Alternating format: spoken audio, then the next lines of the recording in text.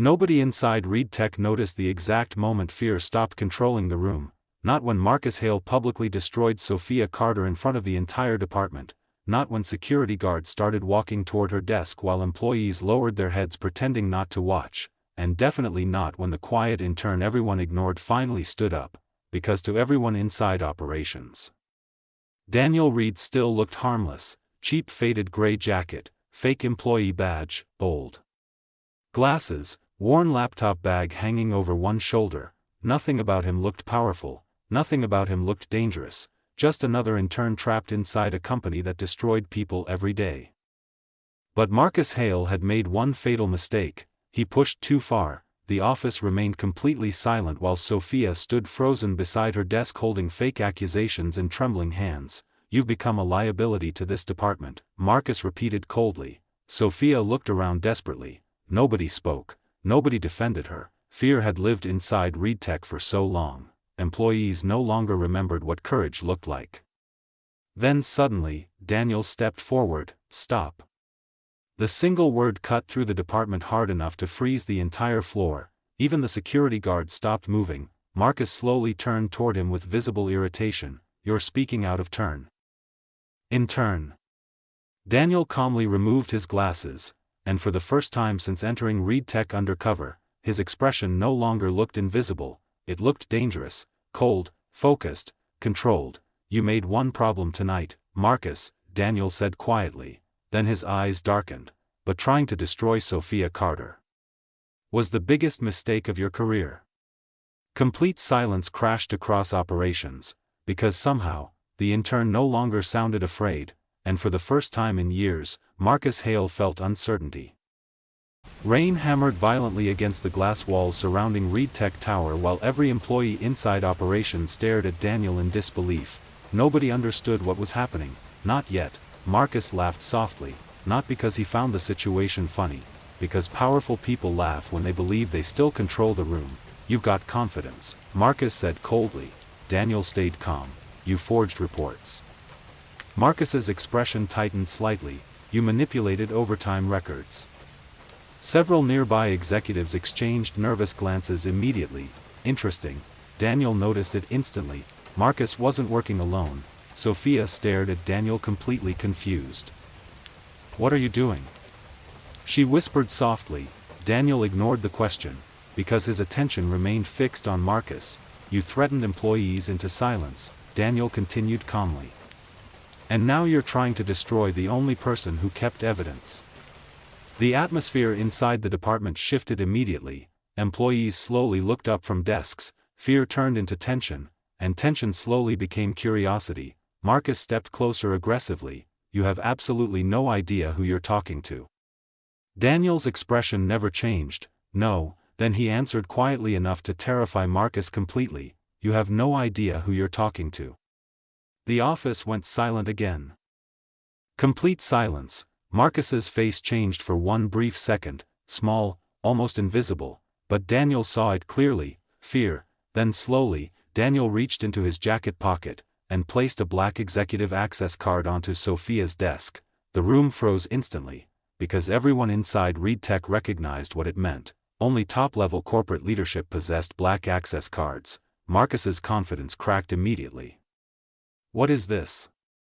Daniel looked directly into his eyes. "The beginning of the end."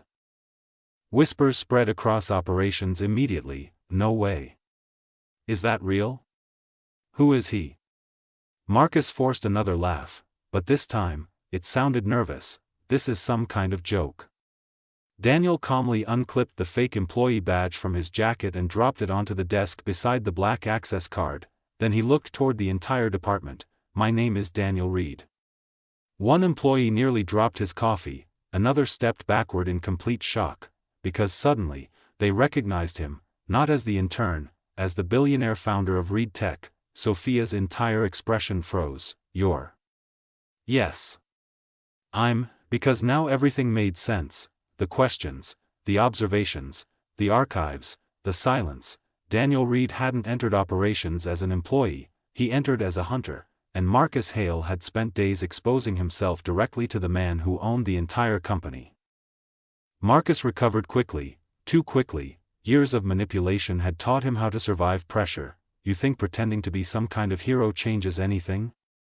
Marcus snapped coldly. Daniel looked at him calmly. No. Then he pulled out his phone.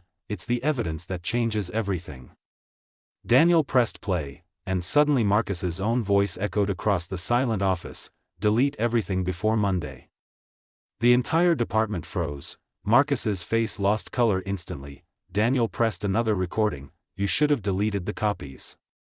Sophia covered her mouth slowly in disbelief. Employees stared toward Marcus with growing horror, because suddenly the rumors were real, the corruption was real, everything Sophia tried to warn people about was true. Marcus lunged forward angrily. You recorded me? Daniel didn't move. No, Marcus. Then his eyes darkened. You exposed yourself. Security guards exchanged nervous glances immediately, because now they no longer knew who they were supposed to obey. Marcus looked toward the executive standing nearby, but nobody defended him, not one person, because loyalty built on fear disappears the second power weakens. You can't use illegally obtained recordings. Marcus snapped desperately.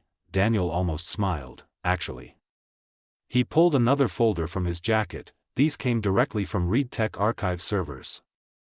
Marcus froze instantly. Daniel placed the documents onto Sophia's desk. Missing overtime approvals, deleted compensation reports, manipulated employee evaluations, and signed payroll records. The entire department stared silently, because suddenly, years of exhaustion finally had an explanation.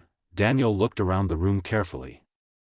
The department transformed in real time. Fear was losing control, and once fear collapses, people start remembering who they are. An older employee stepped forward emotionally. My wife thought I was cheating because I kept sleeping in this office.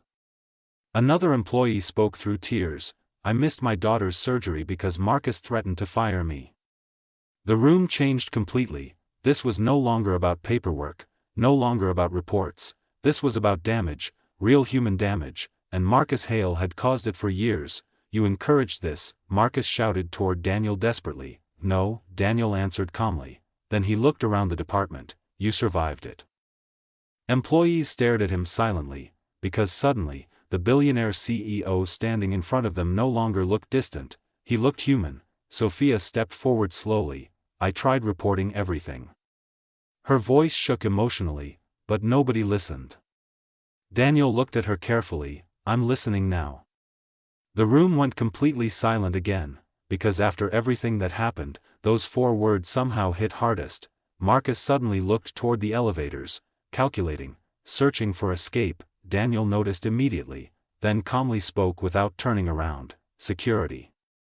2 guards instantly blocked the hallway exit. Marcus froze. Daniel's expression darkened slightly. We're done hiding now. The silence inside operations suddenly shattered. She's telling the truth. Every employee turned immediately. A young accountant slowly stood from his desk near the back corner of the department. Fear covered his face, but he kept speaking anyway. They forced us to work unpaid overtime too. The room froze. Marcus pointed toward him instantly. Sit down. But another employee stood beside him. HR ignored complaints for months. Then another. They threatened people who reported violations.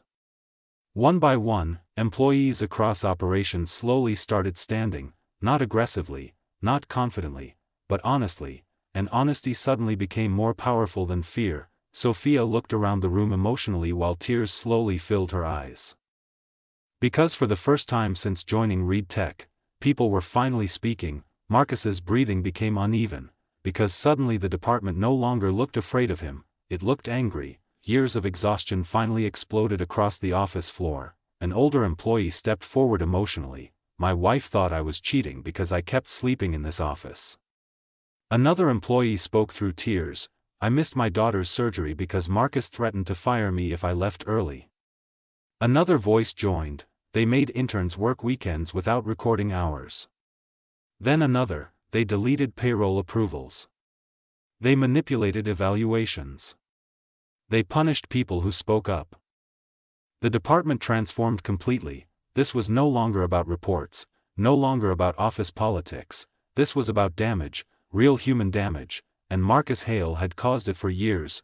Marcus looked around desperately. None of you understand how business works. Daniel stepped closer slowly. No, Marcus. His voice stayed calm. You convinced people survival was leadership. The room went silent again, because deep down, every employee knew he was right. 20 minutes later, Floor 18 looked completely different. Corporate investigators moved through operations carrying legal files, audit warrants, and sealed evidence cases while frightened executives whispered nervously near conference rooms. Employees stood silently beside desks watching the collapse happen in real time. The untouchable executive who once controlled the entire department through fear was finally being investigated. Marcus looked furious, humiliated, destroyed. You planned this, he snapped toward Daniel. Daniel stayed calm. No. Then he glanced toward Sophia. You did. Marcus followed his gaze slowly, and for the first time, he understood the truth. The person who truly destroyed him wasn't the billionaire CEO, it was the employee he underestimated, Sophia Carter, the woman he believed fear would silence forever. Corporate investigators approached carefully. Marcus Hale, you are being placed under internal investigation pending criminal review. Employees whispered across the office floor in disbelief. Some looked shocked, some emotional, some relieved, because ReedTech's most feared executive was finally falling. Marcus laughed bitterly while security moved beside him. You think removing me fixes this company? Daniel slowly looked around operations, exhausted employees, fearful interns, broken trust, sleepless faces. Then back toward Marcus. No, his voice remained calm, but it's where we start.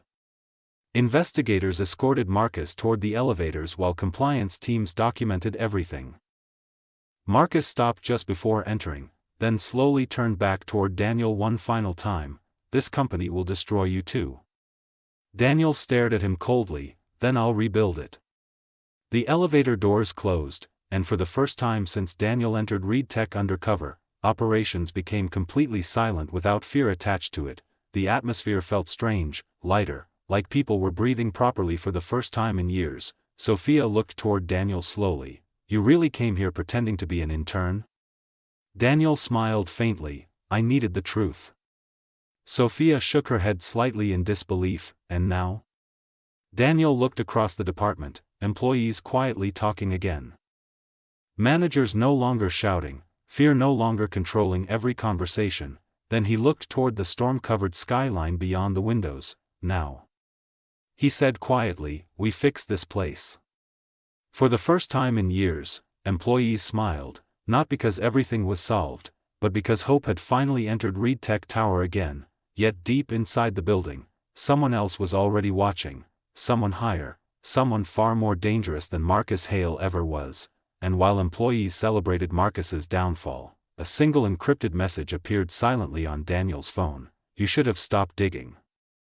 Daniel's expression darkened immediately, because suddenly he understood something terrifying. Marcus Hale was never the real enemy, he was only the first layer, and somewhere inside ReedTech, someone much more powerful had finally noticed the billionaire CEO was getting dangerously close to the truth.